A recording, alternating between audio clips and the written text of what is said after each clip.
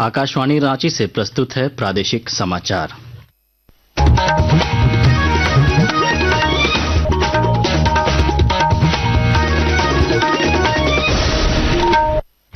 नमस्कार, प्रादेशिक समाचारों के साथ मैं समीर बाखला। पहले मुख्य समाचार। प्रधानमंत्री ने आतंकवाद के खिलाफ लड़ाई में देश की एकता को बताया सबसे बड़ी ताकत। आकाशवाणी पर मन की बात कार्यक्रम में कहा, हमारे संस्कार में वसुधैव कुटुंबकम की भावना है। नेता प्रतिपक्ष बाबूलाल मरांडी ने राज्य सरकार पर अवैध नागरिकों के खिलाफ कार्रवाई नहीं करने का लगाया आरोप। कहा, भाजपा प्रदेश की सुरक्षा को लेकर गंभीर। रामगढ़ पुलिस ने गुप्त सूचना के आधार पर 30 पेटी अवैध शराब की जब्त, 3 आरोपी गिरफ्तार। खूंटी में गोली चलने से 6ठी कक्षा का छात्र घायल, पुलिस मामले की जांच में जुटी। और महिला क्रिकेट त्रिकोणीय श्रृंखला के पहले मैच में आज भारत ने श्रीलंका को 9 विकेट से हरा दिया। और अब समाचार विस्तार से। प्रधानमंत्री नरेंद्र मोदी ने कहा कि आतंकवाद के खिलाफ इस लड़ाई में देश की एकता सबसे बड़ी ताकत है। आकाशवाणी पर मन की बात कार्यक्रम में श्री मोदी ने कहा कि आतंकी हमले के बाद पूरा देश एक स्वर में बोल रहा है। आतंकवाद के खिलाफ देश की एकता हमारी निर्णायक लड़ाई का आधार है। हमें देश के सामने आई इस चुनौती का सामना करने के लिए अपने संकल्पों को मजबूत करना है। आज दुनिया देख रही है, इस आतंकी हमले के बाद पूरा देश एक स्वर में बोल रहा है। पिछले महीने म्यांमार में आए भूकंप का उल्लेख करते हुए प्रधानमंत्री ने बताया कि भारत ने राहत और बचाव कार्यों के लिए तत्काल ऑपरेशन ब्रह्मा शुरू किया था। उन्होंने बताया कि वायुसेना के विमानों और नौसेना के पोतों के जरिए पड़ोसी देश को हर प्रकार की सहायता भेजी गई। हमें ऑपरेशन ब्रह्मा में हिस्सा लेने वाले सभी लोगों पर बहुत गर्व है। हमारी परंपरा है, हमारे संस्कार है, वसुधैव कुटुंबकम की भावना। पूरी दुनिया एक परिवार है। संकट के समय विश्व मित्र के रूप में भारत की तत्परता और मानवता के लिए भारत की प्रतिबद्धता हमारी पहचान बन रही है। भाजपा प्रदेश अध्यक्ष बाबूलाल मरांडी ने कहा कि जिनके मंत्री संविधान से ऊपर शरीयत की बात करते हैं, उनसे अवैध बांग्लादेशी और पाकिस्तानियों पर कार्रवाई की उम्मीद नहीं की जा सकती। बोकारो में भाजपा जिला कार्यालय के शिलान्यास कार्यक्रम में उन्होंने झारखंड में आतंकियों और उनके समर्थकों की सक्रियता पर चिंता जताई। उन्होंने स्पष्ट किया कि भाजपा प्रदेश को किसी भी हालत में खतरे में नहीं डालने देगी। तक तो यही लग रहा है कि सरकार उनको बचा रही है, उनको सपोर्ट कर रही है। और जब इस प्रकार के लोग मंत्रिमंडल में बने रहेंगे तो समाज के बीच में कितनी इस प्रकार के आतंकवादी होंगे जिसको स्लीपर सेल कहते हैं। तो इस प्रकार के माहौल को बिगाड़ने का लोग कोशिश करते हैं। तो ऐसे लोगों को समय रहते सजा मिले, उनको तो हटाना ही पड़ेगा सरकार। तो सभी मुख्यमंत्रियों से या सभी प्रदेशों से देश के गृह मंत्री जी ने बात किया है और आदेश है तो आदेश है। भाजपा के पूर्व मंत्री अमर कुमार बावरी ने झारखंड सरकार पर आतंकी गतिविधियों को लेकर गंभीर आरोप लगाए हैं। उन्होंने कहा कि झारखंड अब आतंकी और स्लीपर सेल का पनाहगार बन गया है। श्री बावरी ने बोकारो से पकड़े गए मोहम्मद नौशाद और धनबाद कोडरमा से गिरफ्तार 6 आतंकियों का जिक्र करते हुए राज्य सरकार की सुस्ती पर सवाल उठाए। उन्होंने राज्य सरकार पर तुष्टीकरण की राजनीति कर प्रदेश और देश की सुरक्षा से खिलवाड़ करने का आरोप लगाया। कि झारखंड जो है आतंकियों का गढ़ बन चुका है और इस का उपयोग देश के आंतरिक सुरक्षा को लेकर के बहुत खतरा पैदा करने वाला है। तो मुझे लगता है कि वर्तमान सरकार जो है कहीं न कहीं ऐसे आतंकियों के पनाहगार बन रही है। वोट बैंक और तुष्टीकरण की राजनीति के सारे जो है यहाँ के प्रशासन की लापरवाही का है। तो आंतरिक सुरक्षा में इतनी बड़ी लैप्स हो रही है तो पूरी जिम्मेवारी यहाँ के प्रशासन का है, राज्य सरकार का है। केंद्र सरकार ने कहा है कि सोशल मीडिया के विभिन्न मंचों पर जारी वह व्हाट्सएप संदेश भ्रामक है, जिसमें कहा गया है कि सरकार ने भारतीय सेना के आधुनिकीकरण के लिए बैंक खाता खोला है। पत्र सूचना कार्यालय की तथ्य जांच इकाई ने इस संदेश को गलत बताया है। पीआईबी ने कहा है कि सरकार ने युद्ध में जान गंवाने वाले सैनिकों के परिवारों या उग्रवादियों के खिलाफ कार्रवाई में घायल होने वाले सैनिकों को तत्काल वित्तीय सहायता देने के लिए एक कोष की स्थापना की है। इसका इस्तेमाल सेना के आधुनिकीकरण या हथियार खरीदने के लिए नहीं किया जाएगा।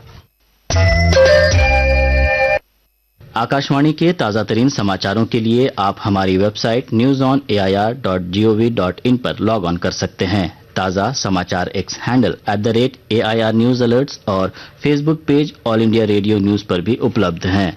आप प्रादेशिक समाचार एकांश के X handle @AIR news _Ranchi और Facebook page Akashvani news Ranchi, Instagram page तथा YouTube channel AIR news Ranchi पर भी हमारे बुलेटिन सुन सकते हैं।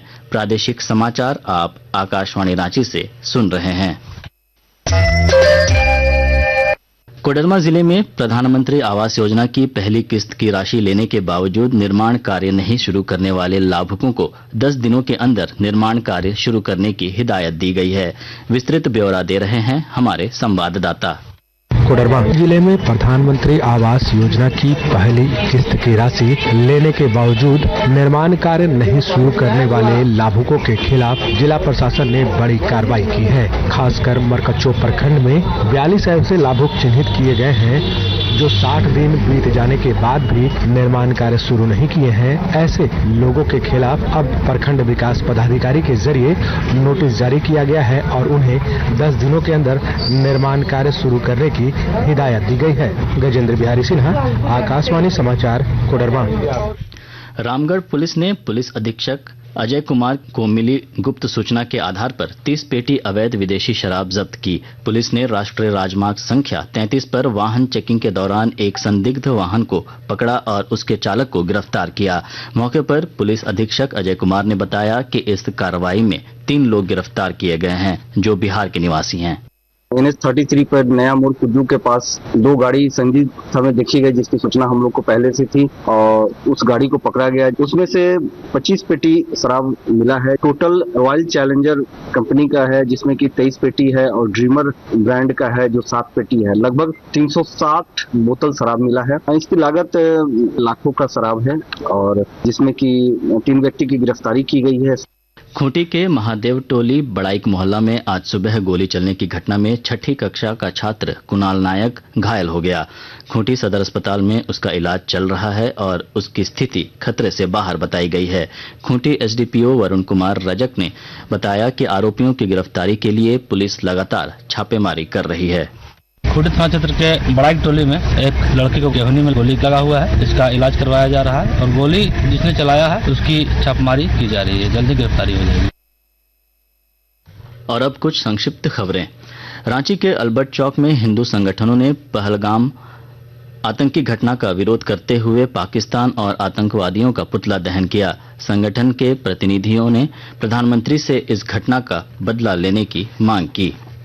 दुमका के उपायुक्त ए दोड्डे ने कस्तूरबा गांधी बालिका विद्यालयों में 725 सीटों पर छात्राओं का नामांकन सुनिश्चित करने का निर्देश दिया है। विद्यालयों की नामांकन समितियों ने शैक्षणिक सत्र 2025-26 के लिए 706 सीटों पर नामांकन स्वीकृत किया है और बाकी सीटों पर नामांकन लेने का निर्देश दिया है।